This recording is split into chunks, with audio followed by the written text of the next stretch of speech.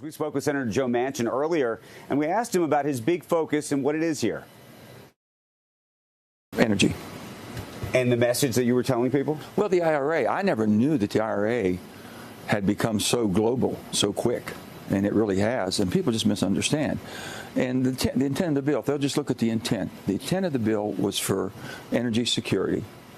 And it was not based around all climate and climate only. It was based about, can the United States of America have enough energy, enough horsepower to run our country, and for at least the certainty of the next 10 years. That's what it's all about. How much when you say so global, though, you mean how much anger it created with other nations? Well, the anger, it's uncertainty. They think that it's protectionism. I said, we've never done anything in that piece of legislation saying, well, we're going to harm this or that.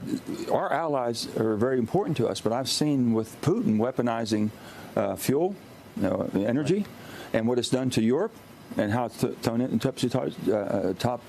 topsy-turvy. I told President Macron, we were talking when he was in Washington, I said, Mr. President, listen, I can assure you, not one time did we ever talk about, does this have this effect or this effect or this effect. We wanted to make sure that the United States of America, being the superpower of the world, should have energy security so we don't have to depend on Iran or the Gulf Coast or Venezuela to produce what we want to produce for ourselves. So that's what this does. But to the extent that you're speaking to your allies here, yeah. Are they taking that message? Because the truth is it is going to make it harder for them to do business in the United States. No, I don't think so. It's going to cost them more. I mean, I just don't see that from the standpoint. And I said, but I'm happy to sit down and talk to you about that. I've had the German delegation. We talked to them. They're concerned about the autos. Right. I said, why would you be upset because the United States is trying to resurrect itself as a manufacturing powerhouse? I said, go ahead, Joe. Let's go. I'm going to go back to not worried about over here. Just you occupy such a unique place in the United States. And I know you know that. I didn't run for that unique. I mean, it happened. It just Sometimes happened. I think you're a national figure speaking for a lot of people in the country. Other times I see you speaking for your constituency in West Virginia, okay, which might be a little different than a national constituency. With what Trump win by 40 points or something. Twice. It's a very red state. So I've seen you go from hero to goat to hero to goat, depending on. There's sometimes where I'm like, if it wasn't for Joe Manchin, this country would be headed to the toilet. I've heard that. You've heard that. And then all of a sudden, put it in the toilet. Then all of a sudden, I turn around and go, "Who is this guy? And what happened? And how did all of a sudden $1 trillion become more palatable than when you were holding the line against it?" Well, first of all, everything we were doing up to that point was spending.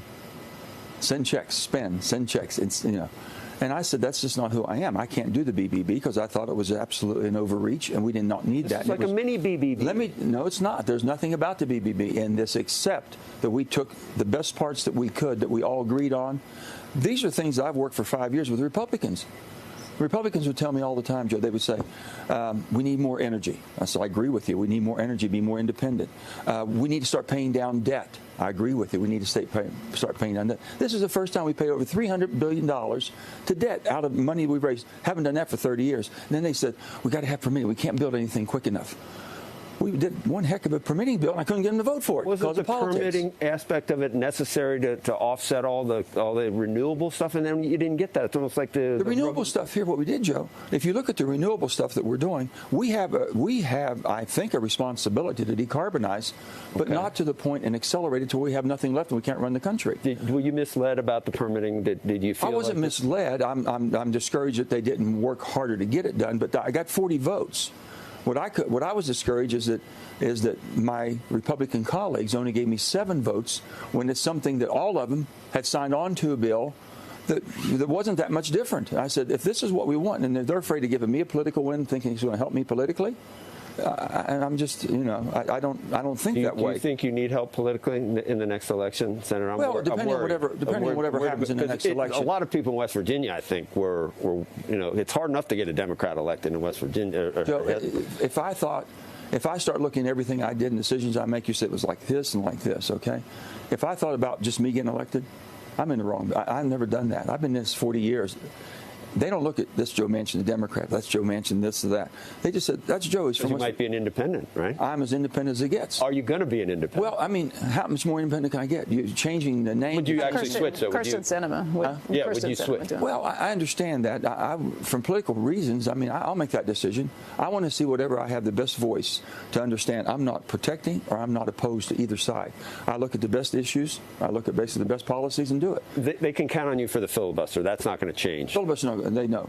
You change the filibuster, and Andrew, I'll tell you this: you change the filibuster, and you do not have three branches, equal branches of government anymore, because what happens is the executive branch, if you have a Republican president, Republican House, Republican Senate, or a Democrat, and this is strong, that's the leader of your party.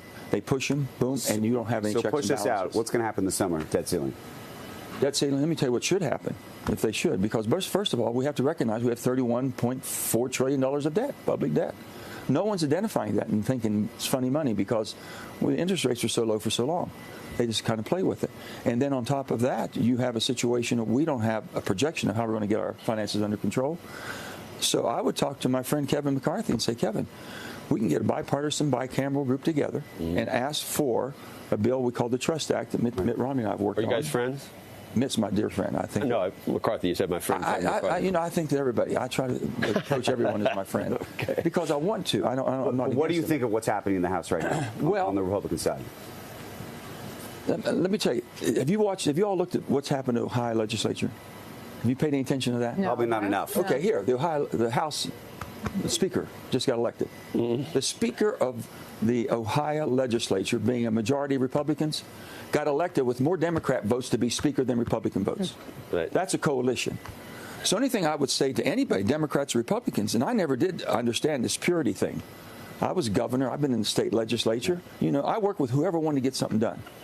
So if you've got 10 or 15 people that absolutely is no, no, and heck no, right. Okay, you got to figure they're going to hold you hostage. So you got to figure, okay, how do I offset that? Well, do I have 10 or 15 centrist Democrats that might want to work so I can offset and balance that out?